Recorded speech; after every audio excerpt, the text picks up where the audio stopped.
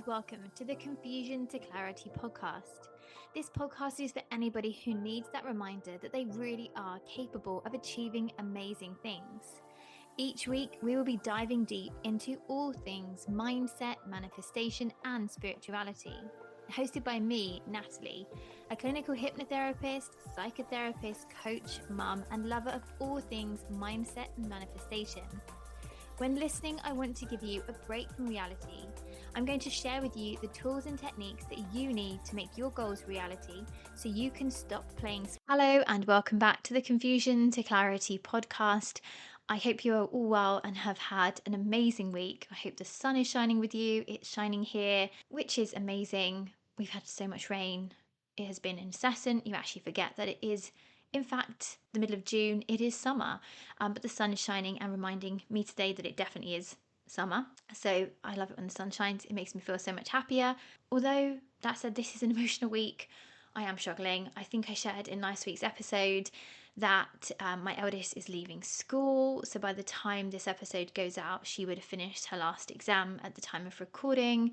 She's got a couple more to go, two more after today. And it's also prom this week. So a big week. And my emotions are taking the brunt of it. I'm so bad. It's honestly like when I became pregnant, those excessive pregnancy hormones never left. Mine stayed with me because ever since I became a mum, I will cry at everything. I get emotional over everything. If you are a regular listener of the podcast, you would have heard last summer my youngest left primary and what a wreck I was in that process. I feel things deeply and that feeling comes out in tears. So it is a big week and it's not being helped by social media. Every time I've been on social media, all I am seeing, I'm going to feel choked even talking about it, honestly. Another thing I'm due on this week. So not only do we have all of this, it's being amplified by PMS hormones. So we've got my usual hypersensitivity emotions times 1,000. So not a good week emotionally for me. But yeah, it's these TikTok videos where they show the kids starting nursery and then them leaving. Not even my children. I don't even know these people. And these videos are getting me. Or I saw one where it's like the last weekend I'll ever wash their uniform. Oh my gosh, I literally had to come off social media. Came off TikTok, did go onto Instagram for work. Then I saw her school had posted a video from the Leavers Assembly. That got me going again. They did like a guard of honour when the year 11s left with the rest of the school going down in kind of descending age. So you had like the little year 7s at the end, obviously just starting their journey. Yeah, that got me going. And my three are at the same school, so they were all there. And oh yeah, honestly, I'm just a wreck. And then she's got prom. So we've got her dressing up for prom. She looks absolutely beautiful. Honestly, her dress is just gorgeous. And yeah, I'm so excited for her. I really am. I'm just beyond proud of her. And she is ready to leave. She is ready for this next chapter. And she's got an amazing opportunity in September. And as I said, I couldn't be more proud of her. But as a mum, it is a really big thing. And I don't think we give ourselves enough credit. I really don't. And it kind of leads into the topic I'm talking about today, which is all about why we feel responsible for everybody and carrying the excess emotions and how we can stop it. But that kind of came about from kind of what I was thinking about personally. And again, as always, it is things that come up regularly in sessions with clients. But as women, we do hold and carry a lot of emotions. And her dad said to me, Nicole said to me, but why are you getting upset? You've still got Darcy and Blake at school, and my youngest is in year 7. So, we've got like 4 years before he leaves. And I said, but that's not the point. It's not like having spare children sort of makes it less emotional. It's emotional when each child goes through these big milestones. And I think for a lot of mums, you are that default parent. And Nicole started nursery at the age of 3. So that's been a big part of my life, being there every day, the school runs, the assemblies, the goodness knows what, the book looks, the plays, the parent-teacher meetings, the school trips. It's a big thing. It's a huge part of our lives that we work everything else around. We work, around the school holidays, inset days, children being off sick. It's a big chapter of our life, and it just feels like it's gone so quickly. And I think we're so busy day in, day out, getting through the day, that we don't realize how fast time goes until we reach these milestones and we look back and we reflect and think, my gosh, where has that time gone? And some of those days are flipping hard. I mean, my kids are 3 under 5. I had it 3 under 5. There's 5 years between them. I didn't articulate that very clearly. And those days when they were little, especially when Nicole started school, I had two little ones. They were bloody challenging days. And my younger two were very stereotypical toddlers. They really were your textbook toddlers. They gave me a run for my money. They were very full on. Nicole's always been the very sensible, very mature for her age, which I've always been conscious not to make a big thing of, but she definitely has. Whereas the other two are absolute tearaways. And anybody who knew me when they were little, yeah, would vouch for just how challenging they were. So it really feels like it's an end of a chapter and new chapters beginning. And I think for many of you listening, you'll probably be relating to that. That could be your children starting school, which is a huge milestone. Maybe you've got children changing schools this year, going to senior school, where I was last year, and it's a lot. So if you are relating to this, I feel for you. I send you my love, and no, you are not alone. And it's okay to be emotional about these things. I think sometimes we're shunned for being super emotional, and actually that's okay. It's okay to get upset. It's okay to feel intensely and cry on these milestones, because being a mum's a bloody hard job, and I don't think we give ourselves enough credit. So anyway, that's almost like a mini podcast in itself. That's not the episode today. The episode, as I said, is about feeling responsible for everybody and how we can stop carrying it all. So maybe I'll take some of my own advice, because as I've been sharing here, this is definitely something that I have had to work on myself. And am I perfect? Absolutely not. But it is something I'm very, very conscious of. So how many of you feel responsible for everybody? Not just practically, not just emotionally, not just mentally, maybe even financially. Feeling responsible for whether people are happy, whether they're upset, whether they're coping, whether things are running smoothly, whether everybody has what they need. How many listening can relate to that and go, yeah, that sounds like me, or I recognize some of those traits? My hand is up. Although, as I said, it is something I'm working on. And if you're somebody who is constantly finding themselves worrying about other people, maybe you're fixating on problems, carrying the mental load and feeling exhausted by it all, then, as I've said, this is your episode. Because what I've noticed is that many women struggling aren't struggling because they're selfish. In fact, they're actually struggling because they're carrying far more than what was theirs to carry, the excess baggage. And how does this show up? So, when I talk about feeling responsible for everybody, I'm not just talking about the practical things. I'm not talking about, the day in, day out activities, although that often shows up too. For example, remembering appointments, managing the diary, having to contact the orthodontist for an emergency appointment because a dog's chewed the retainer, which absolutely happened to me over the weekend. Yep, adding to the stresses. Remembering birthdays, making sure there's food in the fridge, making sure those forms have been signed online, trips have been paid for, making sure everybody has everything they need. But it's also the emotional weight as well. It's worrying about whether you've upset somebody, wondering if they're annoyed with you, replaying conversations in your head, the shoulda, woulda, coulda, feeling guilty for saying no. That's a huge one. Trying to keep the peace, being the neutral person that wants to keep every party happy. Maybe you're somebody who's thinking about everybody else's needs before your own, checking if everybody else is okay, but putting yourself on the back burner. And what we find is this becomes so automatic that we actually don't realize we're doing it, which is quite scary. It becomes so normal that we just assume this is what life is. We assume that this is what being a good person, inverted commas, looks like. But the trap with this is there is no finish line, because once you've taken responsibility for everybody else's feelings, once you've taken responsibility for everybody else's well-being, there's always something else to think about. It's a never-ending journey. And there's always someone else to worry about. There's always another problem to solve, another fire to put out. What actually happens is your central nervous system never gets a break, because you will then notice, even when you're sitting down doing nothing, you've got half an hour before the school run, you've got 20 minutes before you need to get up and make dinner, your mind is still working, you're still monitoring, you're still scanning, you're still anticipating, you're still carrying. And that's often why people tell me they feel exhausted, even when they haven't done very much that day. Because although your physical body is resting, you are physically sat on the sofa, a chair, etc., your brain isn't. Your brain is still going a million miles an hour. And don't forget, 90% of your thoughts are subconscious. You're not aware you're thinking of them. So sometimes you could be sat there, maybe you're reading a book, maybe you're having a scroll on your phone, and you're kind of doing those things, but under the surface, your brain is thinking. And that is so enervating and draining.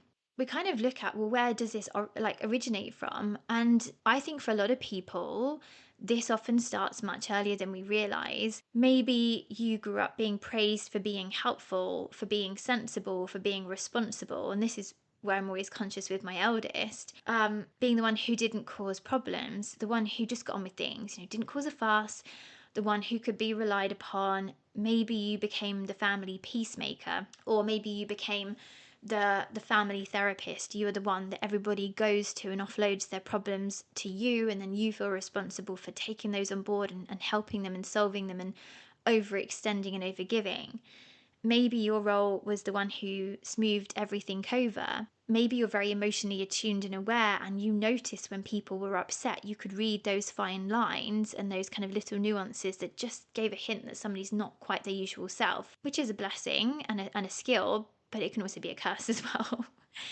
And I think for a lot of women of my generation, there was also often another message underneath all of this, the expectation that we should be the quote unquote good girl, be polite, be helpful, don't make a fuss, don't be difficult, think about everybody else's needs, keep the peace. And many of us grew up with this idea that being liked was important, that being good was seen as, a status of achievement, something that we wanted to be seen. Oh, I'm the good girl. Which I'm not saying we should have been rebellious, but I think you can see what I'm sort of saying there. Maybe again, you're nodding along with this. I know we were taught that being accommodating was actually virtuous, and actually advocating for ourselves, speaking up for ourselves, was seen as selfish. And maybe if you ever done that, it was almost like you were shot down for doing it. And then you're like, oh, actually, no, I'm not going to do that. I'm not going to advocate for myself. I'm not going to say no. It's easier to say yes. Whilst probably nobody actually sat us down and specifically said those words to us, this is how you must behave, this is what you must do, the message was often there, but in many, many subtle, nuanced ways, through family dynamics, through school, through society, through the praise we received when we were easygoing, helpful, agreeable. And the problem is, when you spend years being the good girl, you can become disconnected from your own needs. It becomes an identity on its own. You become so focused on what everybody else wants, how everybody else feels, expects, that you actually stop asking yourself really important questions, such as, what do I want? Because somewhere along the way, other people's needs became the priority. And whilst those qualities often get praised, what we don't always talk about is the impact they can have later on in life. And again, it is always about that balance, isn't it? Because it's not saying, don't do these things, but it's everything in moderation and not overextending because we feel bad if we don't. Because over time, what we find is being responsible can actually stop being something you do and actually becomes part of who you are. It becomes part of your identity and your personality. You begin to feel responsible not just for yourself, but for everybody else around you. As we've been saying, their feelings, their reactions, their happiness, their comfort, their well-being. And again, totally nodding along myself and putting my hand up with this. And there was definitely a period in my life where I believed, without realizing, that if everybody else was okay, then I could relax. That equated to safety.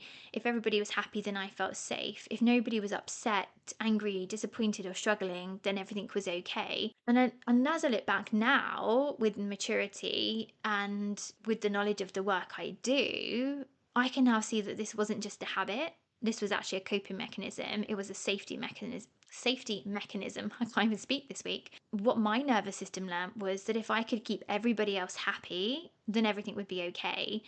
If I could anticipate problems, maybe I could prevent them. And you probably find this as well. Like, you're always thinking of solutions. Like, if this happens, then I'll do that.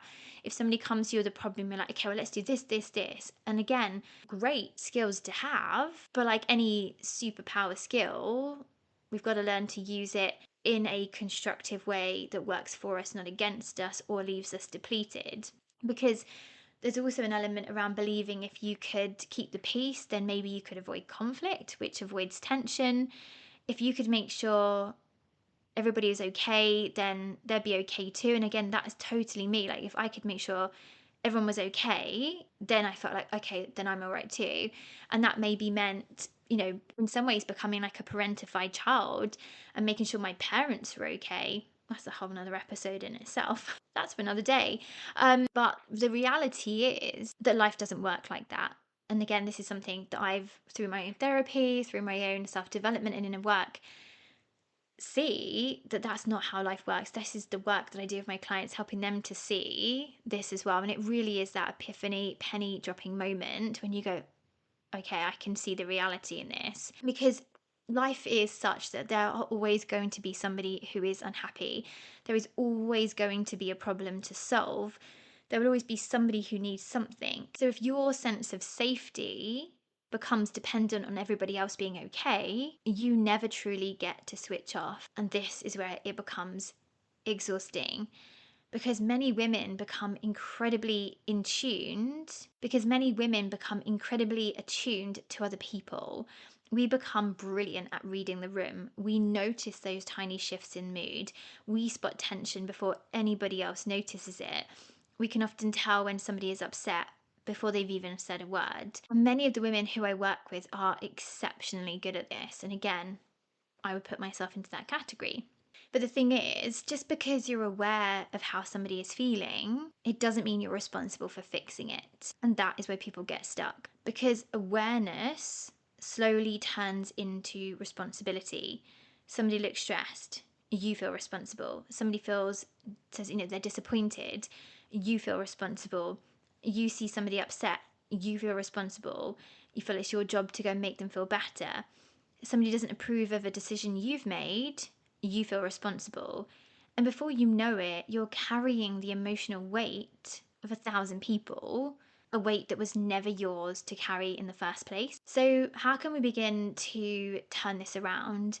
And I think the key thing here is the tips I'm about to share are great thought-provoking questions. They're kind of stepping stones, the first stepping stones on the journey of creating more emotional balance in your life. But when you've been doing something for a very, very long time, those habits and patterns are very ingrained.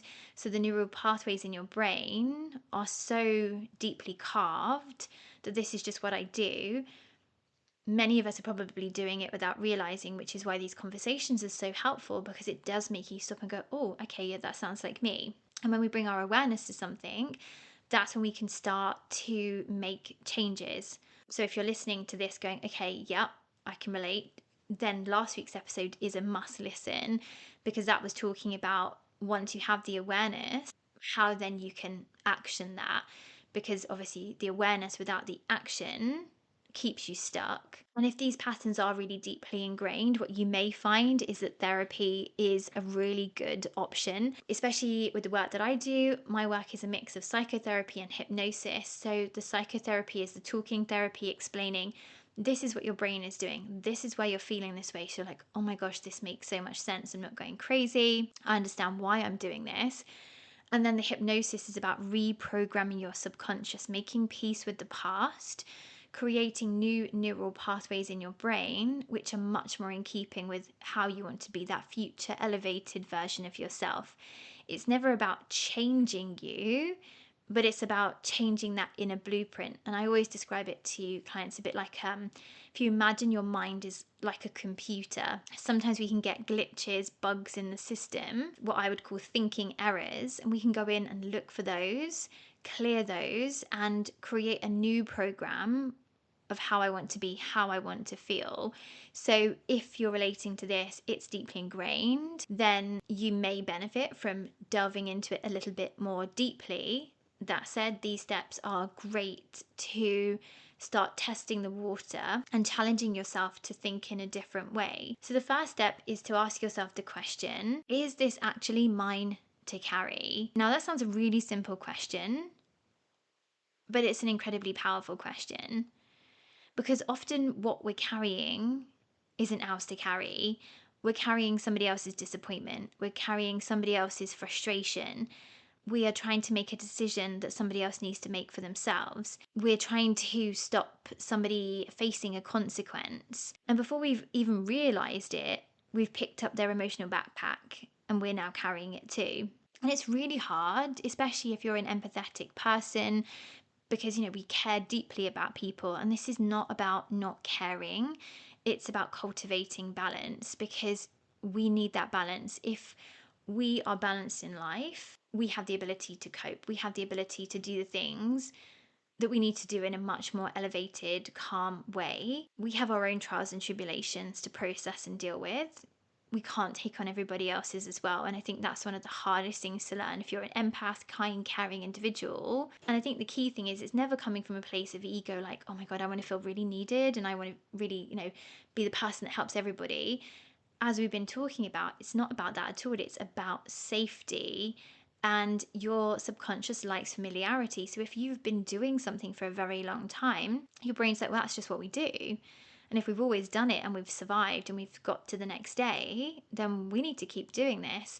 And the thought of not doing it is really jeopardizing and triggering to our subconscious, because it's like, oh, okay, this doesn't feel familiar. We don't advocate for ourselves. We don't say no. And you'll start feeling on edge. So repeating that question again, is this mine to carry? And just sit with that for a second. And it's going to be a yes or a no answer. Step 2, supporting somebody isn't the same as carrying them. And again, this is where a lot of people get stuck, because they worry that if they stop carrying everything, they'll become uncaring. They'll become a bitch. They will be seen as a bad person. And again, it's going back to this familiarity, this habit that your brain has created. It's your default setting. And this is something that I've been really working on myself over the last couple of years. There's been some major shifts and changes in my life personally. And I've had to look at how I've handled situations. Where am I overgiving? I've had to implement boundaries. And some of those boundaries have big consequences and implications on who I have in my life and who I don't have in my life. But ultimately, through my own therapy, I've seen that I had to install these boundaries because actually they were affecting me so deeply. And it's really hard. It's really hard if you've been that one carrying the emotional weight to suddenly say, you need to take that bag back. You need to put that backpack back on your shoulders. It messes with the whole internal mechanism of your inner being, because we often tell ourselves, well, if I'm not supporting somebody, if I'm not really making sure that they're okay, then I don't love somebody. You can listen to somebody and hold that space and validate them without taking responsibility for fixing everything for them. Imagine you're walking alongside somebody carrying a heavy bag. Supporting them means walking beside them, encouraging them, listening, offering a hand when they need it. Carrying them means saying, let me take the bag, I'll carry that for you. And then you've got your bag with all your problems and trials and tribulations and life in, and then you're now carrying an extra bag. And eventually that's where we become so depleted. I always think here a really good analogy, and I share this with my clients, and if you're a client of mine, you would know I love a metaphor, I love an analogy, I love a story. It's like being a PT. If you go to the gym and you have a personal trainer, you know intellectually that they cannot lift the weights for you. If you want to go to the gym and get in shape, you've got to pick up those weights. You've got to do the reps. The PT can be there, they can cheer you on, they can be your biggest cheerleader and support, but they can't lift those weights for you. If you want to build the muscle and define your body, you've got to be the one to lift the weights. And it's the same premise here. You can be that PT for the person in your life, the friend, the partner, whoever it may be, your children, but you can't lift the weight for them.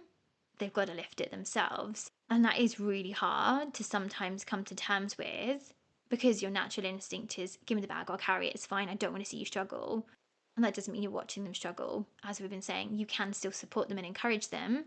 You can help them alleviate some of the load, but they've got to carry it. Because if they don't, you're going to keep feeling emotionally depleted and exhausted. The third step is to notice the guilt. Now, this is the one. The guilt is the sneaky emotion that will creep up on you when you start implementing boundaries. So you've gone, oh, actually, I think I am overgiving here. I think I'm carrying their bag for them. I think I'm bench pressing the heavy barbell for them. And you go, okay, maybe it's time to give the bag back. Maybe it's time to tell them they're going to have to lift the weight themselves. Bam, the guilt hits you. Oh my God, I feel awful. Aren't I the bitch? Because when we start setting these boundaries, we often feel guilty. We immediately assume that feel like we're doing something wrong.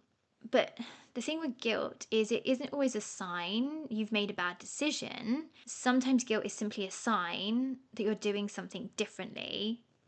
And again, regular listeners, we've already touched on this.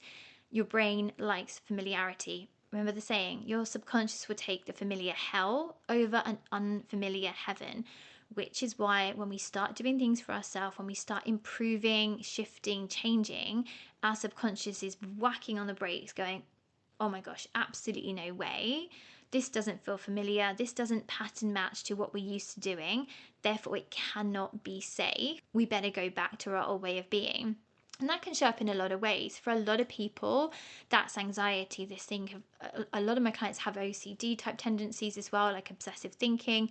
Oh gosh, if I say no, then I'm going to be a bad person. What if I'm punished for being a bad person? What if something bad happens to me because, I'm being awful and I'm not helping these people, I'm not being selfless? And, the anxiety committee in your brain become the jury that give the conviction of you're bad, and then we often then can revert back.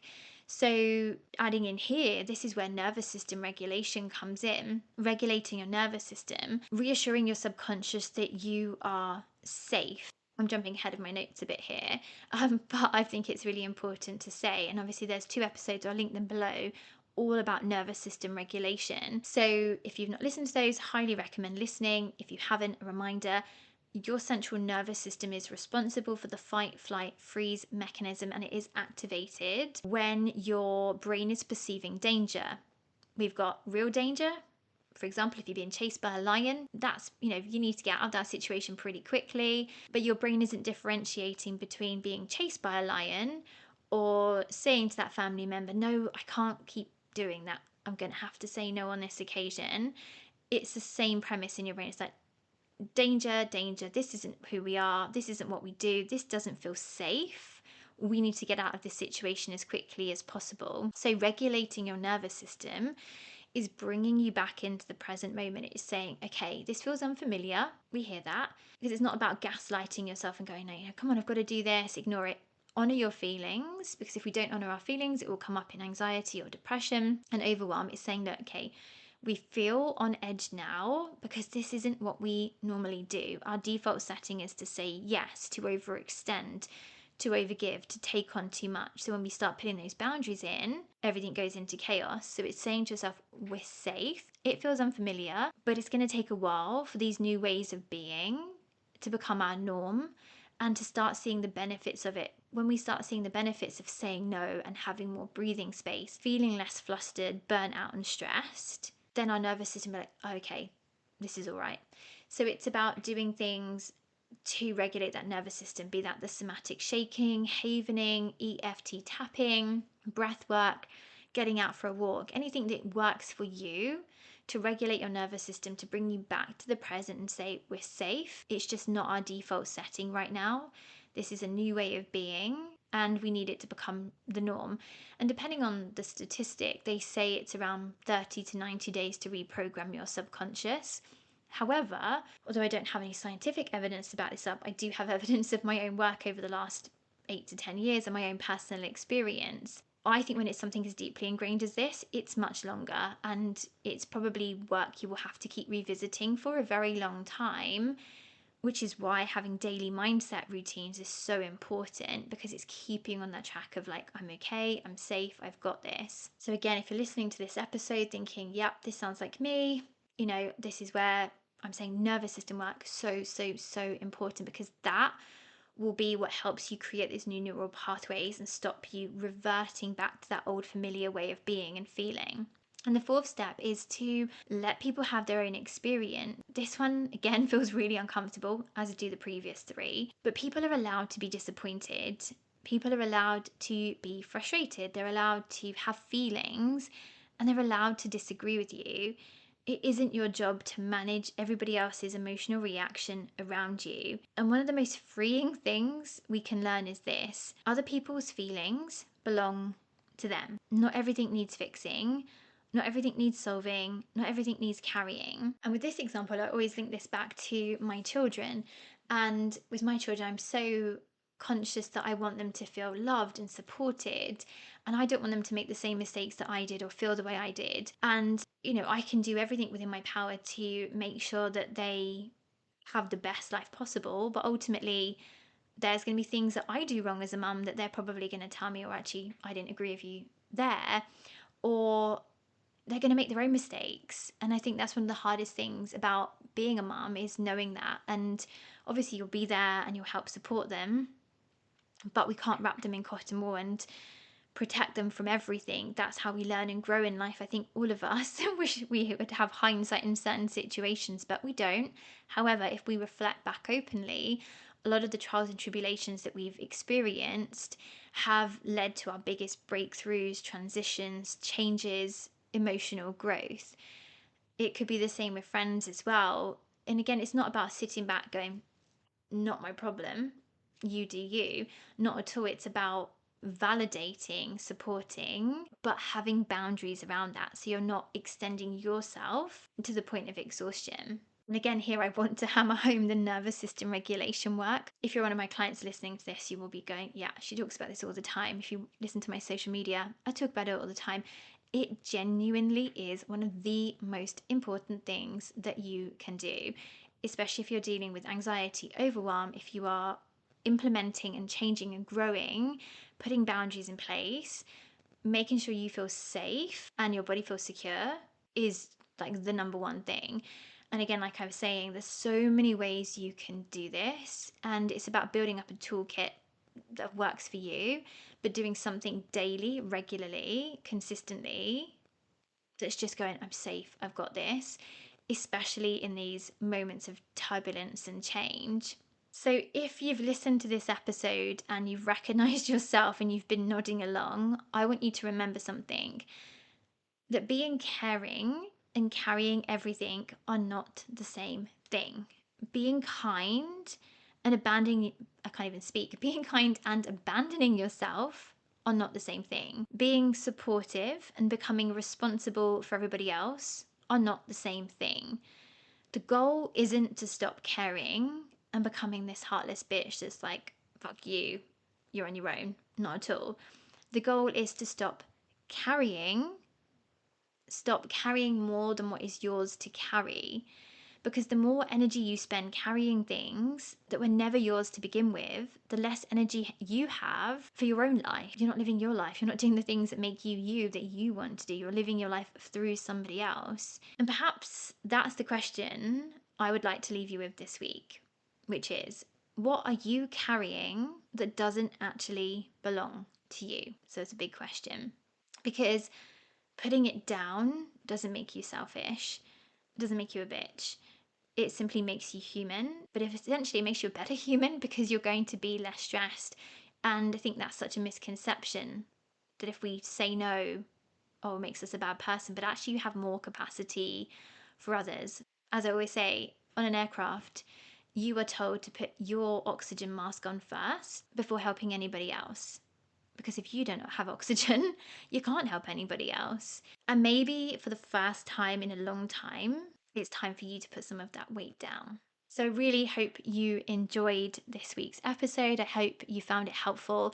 If you did, please follow, like the podcast. If you haven't, if I could ask you to leave a review, I'd be super, super grateful, because it really helps me get the podcast out to even more people. And don't forget, in the show notes below are all my contact details, all my social media links. If you're not following me, come and follow me.